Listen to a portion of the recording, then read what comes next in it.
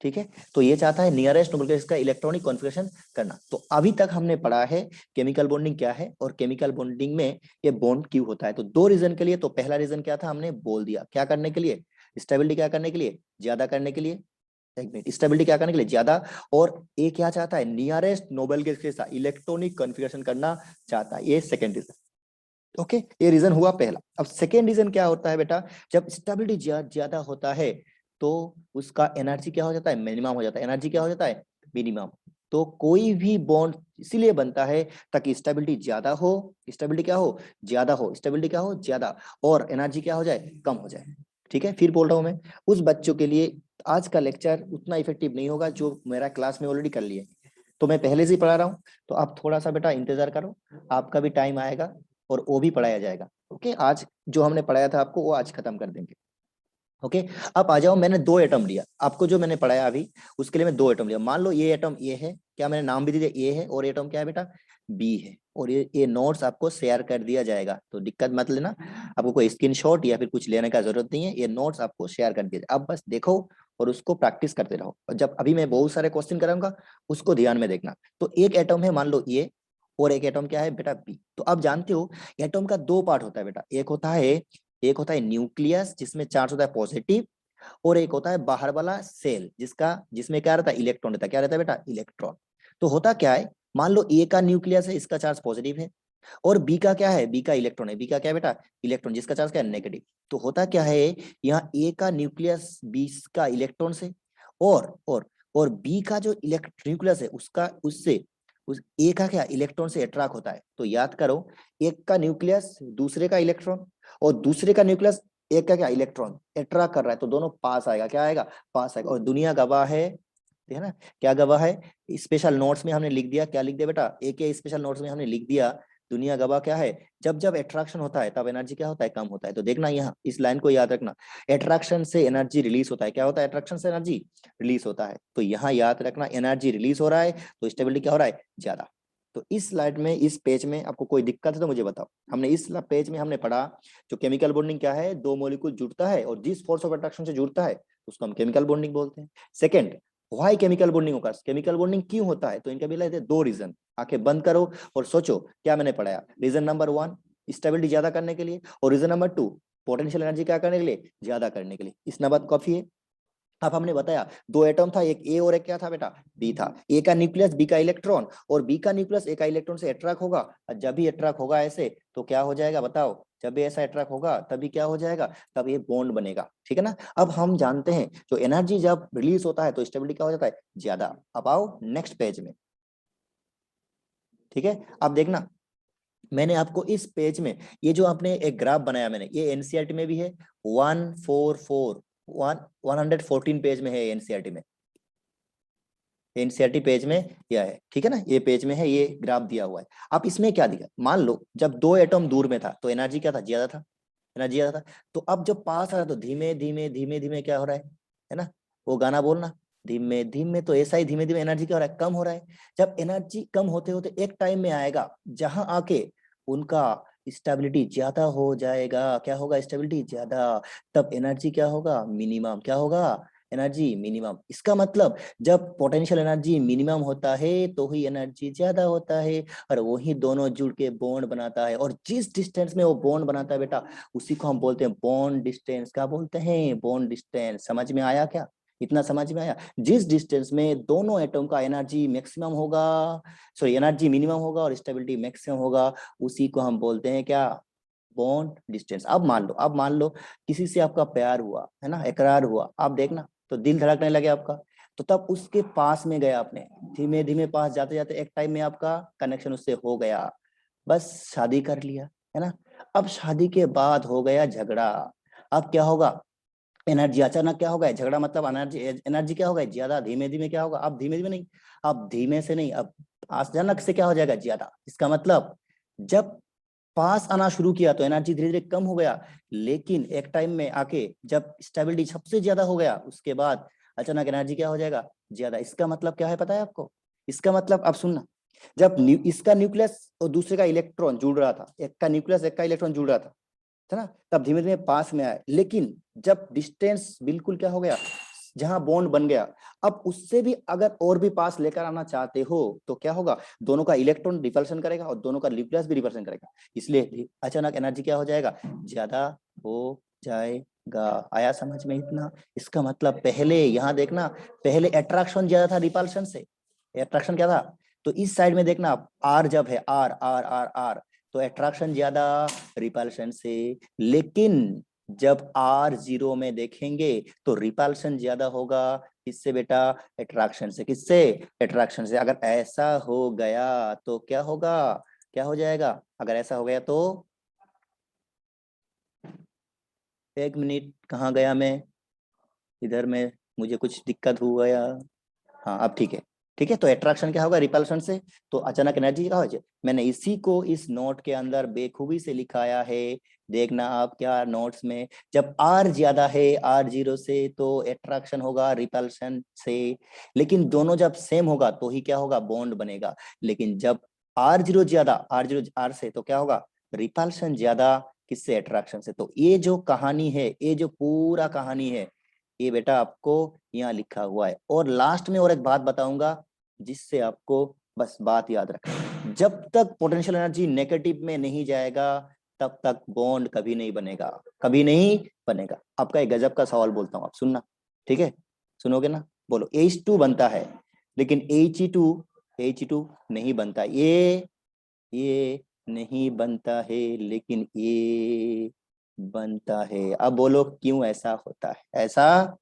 ऐसा क्यों होता है, ऐसा क्यों होता है। तो अब बोलोगे 17-18 साल में ऐसा होता है, ऐसा बात यहाँ नहीं है, ठीक है ना। अब बोलो क्यों होता है, मैं कमेंट पढ़ूंगा आपका, तो आप बोलना कमेंट में ऐसा क्यों होता है। बस छोटा सा रीजन, जो बच्चा यहाँ क्लास में ज्वाइन किया है उनमें से जिस बच्चे को मैंने क्लास में ऑलरेडी कराया था वो जानते हो, उसने अपना माइक ऑन करके भी बोल सकते हो ऐसा क्यों होता है। एटीपी का जो पोटेंशियल एनर्जी होता है वो पॉजिटिव होता है, नेगेटिव नहीं होता है। अच्छा कौन बोल रहा है, मुझे तो सुनाई नहीं दे रहा है, बस किसी ने बोल रहा है, कौन है वो। हीलियम এর ক্ষেত্রে নেগেটিভ হয়ে যায় না, হাইড্রোজেনের ক্ষেত্রে নেগেটিভ নেগেটিভ হয়ে যায়। वेरी गुड, मैंने क्लास में बताया था आपको, आप सबको याद है ना। आपको यहाँ मैंने जो बताया था बेटा, जो ये जो एनर्जी है ना, पोटेंशियल एनर्जी, जब तक नेगेटिव में नहीं आएगा, कहाँ नहीं आएगा, नेगेटिव में नहीं आएगा, तब तक नहीं बनेगा। तो ये हाइड्रोजन के लिए, इधर आओ, हाइड्रोजन के लिए पोटेंशियल एनर्जी नेगेटिव में आता है, लेकिन इसके लिए कभी नेगेटिव में आता नहीं है, इसलिए He2 नहीं बनता है, He बनता है। और भी रीजन है जो हम आगे पढ़ेंगे। आप आओ नेक्स्ट पॉइंट में, जो इसका नाम है टाइप्स ऑफ क्या, केमिकल बॉन्डिंग। किसमें आएंगे आप, टाइप्स ऑफ केमिकल बॉन्डिंग। तो याद रखना, ये जो टाइप्स ऑफ केमिकल बॉन्डिंग है बेटा, ये दो तरह का होता है। कितने तरह का होता है, दो तरह का, डिपेंडिंग ऑन किसके ऊपर डिपेंड करके, depending on bond energy, depending on क्या, बॉन्ड एनर्जी। फिर बोल रहा हूँ, देखो ये जो केमिकल बॉन्डिंग्स है, ये जो टाइप्स ऑफ केमिकल बॉन्डिंग हमने लिखा है यहाँ, है ना, लिखा ना, तो ये कितना तरह का होता है बेटा, दो तरह का, depending on bond energy, depending on क्या, बॉन्ड एनर्जी। अगर अगर आप मान लो अगर बॉन्ड एनर्जी बेटा कितना, 200 से 400 किलोजूल पर मोल है, कितना है, 200 से 400 किलोजूल पर मोल है। अगर किसी भी बॉन्ड को ब्रेक करने के लिए आपको 200 से 400 किलोजूल मोल एनर्जी लग रहा है तो उसको बोलेंगे स्ट्रॉन्ग बॉन्ड। क्या बोलेंगे उसको, स्ट्रॉन्ग बॉन्ड। क्या कहलाएंगे इसको, स्ट्रॉन्ग बॉन्ड कहलाएंगे। लेकिन अगर अगर यहाँ से आप एक जीरो और यहाँ से दो जीरो कैंसिल कर दो तो कितना बचेगा, 2 से 40। तो यहाँ देखना कितना है, 2 से 40, 2 से कितना, 40। तो ये ट्रिक याद रखना, बस यहाँ याद रखना ये बात। अगर कोई बॉन्ड ब्रेक करने के लिए कितना एनर्जी लग रहा है आपको, किसी का माइक ऑन है तो कृपया करके उस माइक को अपना ऑफ करना, ठीक है, ताकि मुझे डिस्टर्ब ना हो। ओके, क्लियर है। आप आओ, तो ये जो बॉन्ड एनर्जी था, अगर आपको बॉन्ड एनर्जी कितना ब्रेक करने के लिए लग रहा है, 200 से 400 किलोजूल पर मोल लग रहा है, तो उसको हम क्या बोलेंगे, उसको बोलेंगे स्ट्रॉन्ग बॉन्ड। क्या बोलेंगे, स्ट्रॉन्ग। लेकिन आपको वही बॉन्ड ब्रेक करने के लिए अगर 2 से 40 किलोजूल एनर्जी लग रहा है तो उसको हम बोलेंगे वीक बॉन्ड। अब सुनना, सर ये बॉन्ड ब्रेक करने से इतना एनर्जी लग रहा है लेकिन इस बॉन्ड को ब्रेक करने से कम एनर्जी, ऐसा कहाँ है। तो बेटा इसीलिए क्योंकि ये जो वीक बॉन्ड है ये होता है इंटरमोलिकुलर। क्या होता है बेटा, इंटरमोलिकुलर। क्या होता है, इंटर, ये बाहर वाले से जुड़ता है। लेकिन बेटा ये जो स्ट्रॉन्ग बॉन्ड है ये होता है इंट्रामोलिकुलर। कौन सा वाला, इंट्रा, अंदर वाला बॉन्ड। तो अंदर वाला टूटने के लिए ज्यादा एनर्जी लगेगा, लेकिन बाहर वाले को टूटने के लिए एनर्जी कम लगेगा। क्या लगेगा, कम। ठीक है, अब आ जाओ, अब तो इतना समझ में आएगा, दो तरह का बॉन्ड हो सकता है, स्ट्रॉन्ग और वीक। स्ट्रॉन्ग बॉन्ड तोड़ने के लिए ज्यादा एनर्जी लगेगा, कितना लगेगा, 200 से 400 किलो जूल पर मोल। लेकिन अगर वीक बॉन्ड है तो उसको तोड़ने के लिए 2 से 40 किलो जूल पर मोल एनर्जी बेटा खर्चा होगा। ओके, अब स्ट्रॉन्ग बॉन्ड के लिए ब्रेक करने के लिए एनर्जी क्यों ज्यादा लगता है, क्योंकि वो होता है इंट्रा मोलिकुलर, इंट्रा अंदर, खुद के अंदर का है। लेकिन अगर इंटर है, इंटर कौन है, वीक बॉन्ड इंटर है, बाहर वाले से होता है वो। ठीक है, आप आ जाओ नेक्स्ट। अगर मैं बोलूं ये स्ट्रॉन्ग बॉन्ड के बारे में, किसके बारे में बताऊं, स्ट्रॉन्ग बॉन्ड के, तो ये जो स्ट्रॉन्ग बॉन्ड है ये आपको 4 तरह का पढ़ना है। कितना, 4, मैं यहाँ लिखता हूँ इस स्लाइड को, इस यहाँ लिखता हूँ, ठीक है ना। कौन सा वाला है, बोलो CMI, क्या बोलो मेरे साथ, CMI, क्या बोलो, CMI बोलो।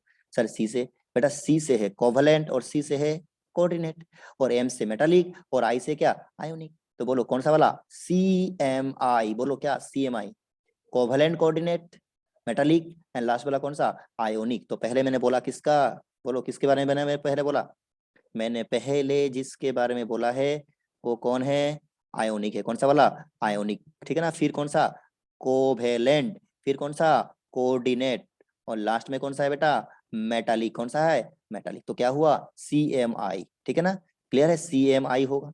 अब वीक बॉन्ड में आ जाओ। वीक बॉन्ड में होता है 2 तरह का, एक तो हाइड्रोजन और क्या, वेंडरवाल फोर्स। कौन सा वाला, वेंडरवाल फोर्स। तो इस पेज में आपको कोई दिक्कत है तो जल्दी कमेंट करके बताना, दिक्कत है तो, अगर नहीं है तो ठीक है कोई बात नहीं, फिर नेक्स्ट पेज में जाते हैं हम लोग। ठीक है, चलो फिर नेक्स्ट पेज में मूव करते हैं, आ जाओ। अब हम किसके बारे में पढ़ेंगे, आयोनिक बॉन्ड के बारे में। किसके बारे में पढ़ेंगे बच्चा, आयोनिक बॉन्ड के बारे में। किसके बारे में पढ़ेंगे, आयोनिक बॉन्ड के बारे में। ये क्या आ गया, चलो क्या क्या आ जाता है मुझे ना, मेरा जिंदगी में सब पता ही नहीं। चलो अब आ जाओ, फिर क्या, आयनिक बॉन्डिंग के बारे में पढ़ेंगे। किसके बारे में पढ़ेंगे, आयनिक बॉन्डिंग के बारे में, ठीक है ना। तो अब पहले जो आयनिक बॉन्डिंग के बारे में पढ़ेंगे, तो आयनिक बॉन्ड सुनते ही आपका दिमाग में ये बात आना चाहिए, अगर नहीं आ रहा है तो लेकर आओ। क्या आना चाहिए, पहले बात आना चाहिए वो है, तो this is also known as electrovalent bond. इसको हम क्या कहलाते हैं, इसको हम इलेक्ट्रोवैलेंट बॉन्ड भी कहलाते हैं। क्या कहलाते हैं, इलेक्ट्रोवैलेंट बॉन्ड कहलाते हैं। क्या कहलाते हैं बोलो, इलेक्ट्रोवैलेंट बॉन्ड। क्यों कहलाते हैं, वेट करो सब्र करो, फिर वो भी देख जाएगा आपका, क्यों इलेक्ट्रोवैलेंट बॉन्ड कहलाते हैं। ठीक है, अच्छा, टाइम रनिंग, टाइम आउट। अच्छा, अगर क्लास खत्म हो जाएगा तो इंतजार करना, सब्र करना, क्योंकि फिर हम लोग ज्वाइन करेंगे, है ना। ठीक है, क्योंकि ये जो जूम है ये 45 से ज्यादा टाइम नहीं, और भी 10 मिनट है। 10 मिनट के बाद आपको ये ऑफ हो जाएगा, फिर हम ज्वाइन कर लेंगे, तो आप भी ज्वाइन कर लेना। ओके, भाग मत जाना, क्योंकि हम नहीं भाग जाए तो आप कहाँ जा रहे हो, जो लास्ट तक जुड़े रहेगा वही तो विनर कहलाएंगे। ओके, अच्छा, अब अब आ जाओ, ये जो केमिकल आयनिक बॉन्डिंग है, तो इसके बारे में हमने क्या पढ़ा, ये इलेक्ट्रोवैलेंट बॉन्ड भी कहलाता है इसको। और सेकंड, हमेशा याद रखना ये जो आयनिक बॉन्ड है ये पॉजिटिव एंड नेगेटिव आयन के बीच में बनता है। अगर मैं सवाल पूछूं आपसे, क्या करूं, सवाल करूं, तो बोलो ये पॉजिटिव कौन होगा, बेटा जो पॉजिटिव होगा उसको हम कहलाते हैं मेटल। क्या कहलाते हैं, मेटल। लेकिन जब नेगेटिव बनाएगा उसको हम बोलते हैं नॉन मेटल। क्या बोलते हैं उसको, नॉन मेटल। आया समझ में बात। तो जो पॉजिटिव बनाएगा वो होगा मेटल, जो नेगेटिव बनाएगा वो होगा नॉन मेटल। क्लियर है। अब जब पॉजिटिव चार्ज और नेगेटिव चार्ज एक दूसरे चिपक जाएगा तो ही क्या बनेगा, आयनिक बॉन्ड बनेगा। क्लियर है, तो चिपकने के बाद ही जो बॉन्ड बनता है उसी को बोलते हैं आयनिक बॉन्ड। क्लियर है। अब आ जाओ और एक बात कर लेते हैं, वो है जब भी अब इसके बारे में सोचना, किसके बारे में, आयनिक बॉन्ड के बारे में, तो ये बात सोचना यहाँ इलेक्ट्रॉन का ट्रांसफर होता है कैसे, कैसे कॉम्प्लीटली, कैसा, जब कॉम्प्लीटली इलेक्ट्रॉन का ट्रांसफर होगा तो ही क्या बनेगा, बोलो आयनिक बॉन्ड बनेगा। तो आंखें बंद करो 2 सेकंड के लिए और मेरे साथ बताना, क्या आयनिक बॉन्ड क्या होता है, पहले बताओ। पहले होता है इलेक्ट्रोवैलेंट बॉन्ड, फिर क्या बताओगे, जब कैटायन और एनायन मिलेगा या फिर पॉजिटिव और नेगेटिव मिलेगा तो ही क्या बनेगा, आयनिक बॉन्ड बनेगा। यहाँ पॉजिटिव कौन होगा, मेटल, नेगेटिव कौन होगा, नॉन मेटल। और बोलो लास्ट में यहाँ इलेक्ट्रॉन का कैसा ट्रांसफर होगा, कंप्लीटली, कैसा होगा, फिर से कैसा, कंप्लीटली, हाँ वही है ना जो सोच रहे हो आप। क्लियर है।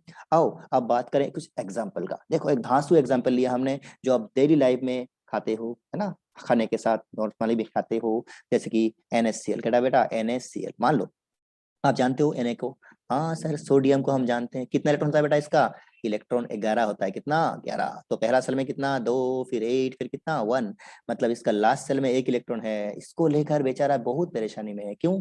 अगर ये इसका जिंदगी से हट जाए तो इसका जिंदगी में चार चांद लग जाएगा। क्यों? क्योंकि ये ऑक्टेट कंप्लीट हो जाएगा। क्या हो जाएगा? Octet complete. समझ में आ रहा है क्या? आ रहा है क्या? आ रहा है। चलो अब तो ऑक्टेट कंप्लीट हो जाएगा। अब मैं बोलता हूँ आपको, देखो ये जो एक इलेक्ट्रॉन रिलीज कर दिया, एक इलेक्ट्रॉन रिलीज करने के लिए इसको जो एनर्जी देना पड़ेगा उसको हम बोलते हैं क्या? Ionisation energy. आयोनाइजेशन एनर्जी क्या देना पड़ता है? आयोनाइजेशन इलेक्ट्रॉन एनर्जी देना पड़ता है, इसलिए आयोनाइजेशन एनर्जी का साइन क्या होता है? पॉजिटिव। क्या आप आयोनाइजेशन एनर्जी के बारे में नहीं जानते हैं? नहीं जानते हैं? नहीं जानते हैं? तो आप जाओ पीरियोडिक टेबल में और मेरा क्लास देख लो, फिर वहां आपको आयोनाइजेशन एनर्जी के बारे में बिल्कुल पोस्ट मैडम करा हुआ है ना, सारे बातें बताया हुआ है। जो आयोनाइजेशन एनर्जी क्या होता है, कहाँ कहाँ यूज होता है, कहाँ कहाँ एक्सेप्शन है, किसके लिए कितना एनर्जी लगता है, एटसेट्रा एटसेट्रा एटसेट्रा। ओके, तो ये क्या बन गया? जब सोडियम से एक इलेक्ट्रॉन रिलीज हो गया तो बन गया बेटा क्या? Sodium plus. क्या बन गया? Sodium plus. अब सोडियम प्लस के जिंदगी में कितना इलेक्ट्रॉन है? 10 से तो खुश है। क्यों? 2 और 8 है, मतलब ऑक्टेट कंप्लीट है। और दूसरे में तन्हाई में कौन गुजर रहा है जिंदगी? क्लोरीन। कौन गुजर रहा है? क्लोरीन।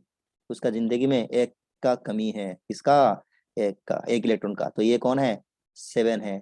बस सोडियम ने इलेक्ट्रॉन दिया और खचक से उसी इलेक्ट्रॉन को किसने खींच लिया? कौन किसने लिया? क्लोरीन ने। किसने? क्लोरीन ने। तो क्या बन गया? Cl minus. अब इसका जिंदगी में 2, 8 और कितना 8 इलेक्ट्रॉन हो गया, मतलब इसका भी ऑक्टेट कंप्लीट और इसका भी ऑक्टेट कंप्लीट, मतलब दोनों ही जिंदगी में खुशियां आ गए। लेकिन सुनना आराम से, ये भी गैसियस स्टेट में है और ये भी गैसियस स्टेट में है, लेकिन दोनों ही स्टेबल बिल्कुल नहीं है। क्यों नहीं है बताते हैं, थोड़ा वेट करो, बताते हैं हम लोग। ये भी ऑक्टेट कंप्लीट, ये भी ऑक्टेट कंप्लीट, लेकिन दोनों खुश नहीं है। क्यों नहीं है? सब्र करो, क्लियर है? अब आओ, यहाँ मैंने कुछ इंपॉर्टेंट बात बता दिया। क्या बता दिया? देखो इंपॉर्टेंट पॉइंट्स लिख के बता दिया। क्या लिखा है यहाँ? आप देख पा रहे हो क्या लिखा मैंने? यहाँ लिखा मैंने important points. Electrovalency equal to number of charge. मान लो सोडियम के ऊपर कितना चार्ज है? 1, तो इसका इलेक्ट्रोवैलेंसी कितना है? 1। कैल्शियम के ऊपर कितना चार्ज है? 2, तो इसका इलेक्ट्रोवैलेंसी कितना है? 2। मतलब इसका इलेक्ट्रॉन का जरूरत कितना है? ये अब इलेक्ट्रॉन रिलीज करेगा या फिर गेन करेगा? कितना? 2। क्लोरीन एल्यूमिनियम कितना रिलीज करेगा? इलेक्ट्रॉन 3। और क्लोरीन कितना एक्सेप्ट करेगा? 1। इसका मतलब इलेक्ट्रोवैलेंसी उसी इलेक्ट्रॉन को कहते हैं जो इलेक्ट्रॉन लॉस करे या फिर गेन करने के बाद उसका ऑक्टेट जल्दी से कंप्लीट हो जाए। क्लियर है? जितना इलेक्ट्रॉन लॉस या फिर गेन करने के बाद उसको जल्दी से ऑक्टेट कंप्लीट हो जाए, उसी नंबर को हम क्या बोलते हैं? इलेक्ट्रोवैलेंसी कहलाते हैं। अब सुनना, मैंने क्या बोला था? ये जो Na प्लस और Cl माइनस है, स्टेबल है क्या? बिल्कुल नहीं है। क्यों नहीं है भाई साहब? क्योंकि दोनों गैसियस स्टेट में है। कोई भी आयन अगर गैसियस में होता है बेटा तो स्टेबल नहीं होता है। क्या नहीं होता? स्टेबल नहीं होता है। तो क्या होता है? दोनों दोनों देखो, दोनों अपोजिट चार्ज है, एक पे प्लस और दूसरा है क्या? माइनस। तो दोनों एक दूसरे से पास आता है, और जिस फोर्स ऑफ अट्रैक्शन से एक दूसरे से पास आएगा उसी को हम बोलते हैं इलेक्ट्रोस्टैटिक फोर्स ऑफ अट्रैक्शन। क्या बोलते हैं उसको? बोलते हैं क्या? Electrostatic force of attraction. यहाँ इलेक्ट्रोस्टैटिक फोर्स ऑफ अट्रैक्शन लगता है बेटा, इसीलिए इसका नाम है इलेक्ट्रोवैलेंट बॉन्ड। क्या नाम है? Electrovalent bond. समझ में आया क्या? इतना इतना समझ में आया? जल्दी से बताना मुझे, समझ में आया तो जल्दी से बताना, जल्दी से बताना, समझ में आया तो जल्दी से बताना। हाँ सर, हाँ। अच्छा, जल्दी से जल्दी से जल्दी से। चलो अब आओ आगे बढ़ते हैं। अब यहाँ देखो, अब ये जो आपने पहले बनाया, क्या बोलो पहले क्या बनाया? पहले क्या बनाया? Na प्लस बनाया। क्या बनाया आपने पहले? Na plus. एक मिनट, क्या है पहले? क्या बनाया? Na plus. फिर आपने क्या बनाया? Cl क्या बनाया? माइनस। ठीक है, तो यहाँ सबसे इंपॉर्टेंट बात है, आयनिक बॉन्ड बनने के लिए 3 स्टेप का जरूरत होता है। कितना स्टेप का? 3 स्टेप का। पहला स्टेप का नाम बताओ, फॉर्मेशन ऑफ कैटायन। सेकंड का नाम formation of, and last step का नाम है कॉम्बिनेशन ऑफ कैटायन क्या? एनायन। तो इस पेज हो गया, ये पेज हो गया खत्म। कोई डाउट है तो जल्दी बताना मुझे। तो इस पेज का रिवीजन कर लो आंखें बंद करके। 15 सेकंड टाइम दे रहा हूं मैं, देखो 15 सेकंड। 1 2 3 4 5 6 7 8 9 10 11 12 13 14 15 खत्म। ये टाइम पेज आपने रिवीजन कर लिया। चलो आओ नेक्स्ट पेज में मूव करते हैं। अब नेक्स्ट पेज के लिए आपके लिए एक शानदार तोहफा है। क्या तोहफा है बेटा? एक क्वेश्चन जो आपका एग्जाम में पूछ सकता है। चलो तो पहला क्वेश्चन का जवाब दो जल्दी से। मैं जिसका जो जो पहले जवाब देगा मैं उसी का जवाब यहाँ सबके सामने नाम के साथ उसका जवाब पढ़ूंगा, और उसके लिए मेरे पास एक छोटा सा। सर पहला का आंसर सी होगा। Option C, option A, option ए।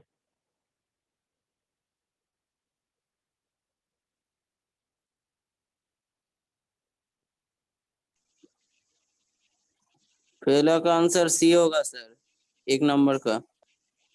पहले का आंसर ए।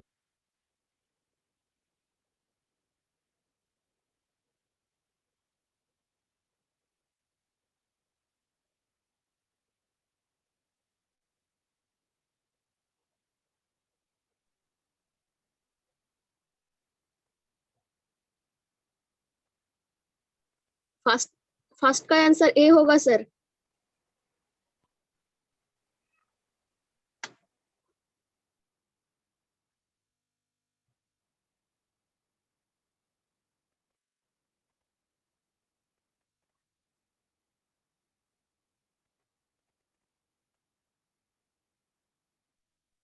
और सेकंड का आंसर बी होगा।